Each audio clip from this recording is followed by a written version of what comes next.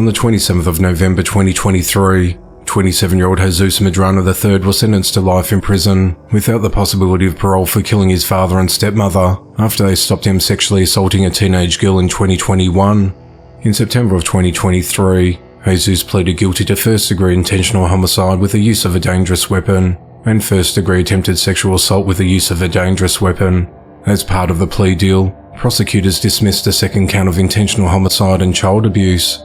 At 4:30 a.m. on the 6th of January 2021, authorities responded to a home at 918 46th Street in Kenosha, Wisconsin, after receiving a call from a girl who said that Jesus choked her. When officers arrived, they went inside the home and found blood all over the floor and along the wall, and located two deceased adults in the bedroom with stab wounds. The victims were identified as 49-year-old Jesus Medrano Jr. and 36-year-old Latrice Myers Medrano. Jesus was not at the residence when police arrived, but officers tracked him down to another house sitting on the basement stairs, still holding a machete in his right hand. He was ordered to drop the machete, which he did, before saying "just kill me," and he was arrested. Jesus told investigators that he had been having sexual thoughts about the 15-year-old female relative who lived at the house with him for an extended period of time, and he acted upon those thoughts that morning. He said he entered the girl's bedroom and brought a pair of socks with him in case she started to scream. He also brought his large machete into the room in case his dad came in to confront him so he could defend himself. He said as he tried to assault the girl, she fought back, so he began to choke her. He said his father then came into the bedroom, so he grabbed the machete and stabbed him to death. Jesus said that Latrice then came into the doorway, so when he jumped over his father to get to her, he accidentally stabbed himself in the thigh. He said that he then fatally stabbed Latrice and ran out of the house.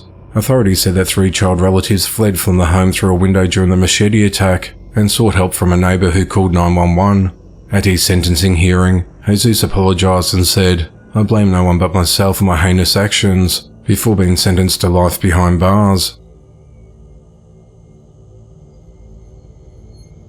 71-year-old Robert McClure was behind bars for fatally stabbing his 61-year-old girlfriend Christine Miller at a senior living facility.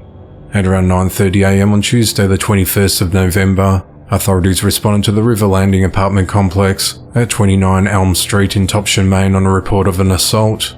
When officers arrived, they entered an apartment and found Christine deceased with multiple stab wounds. Christine had stab wounds to her hands, arms, upper torso, neck, face, head and shoulders. An autopsy later determined she died of sharp force injuries. Authorities identified Christine's boyfriend Robert as a suspect. A man who works at the complex told police he heard screaming from Christine's apartment at around 9:30 a.m. that morning. He said that when he went to the door to investigate, Robert walked out with a knife in his hand. The worker then saw Christine and called 911. He used a cloth and applied pressure to Christine's neck, but by the time first responders arrived, Christine had no pulse and was pronounced dead. A woman who knew the couple told police that Christine and Robert both lived in the complex in separate apartments, and that Christine was trying to get Robert psychiatric help.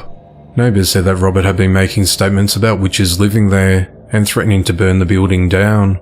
Police found Robert in his apartment with bloodstains on his jacket, and a bloody knife was located in the sink, and he was taken into custody.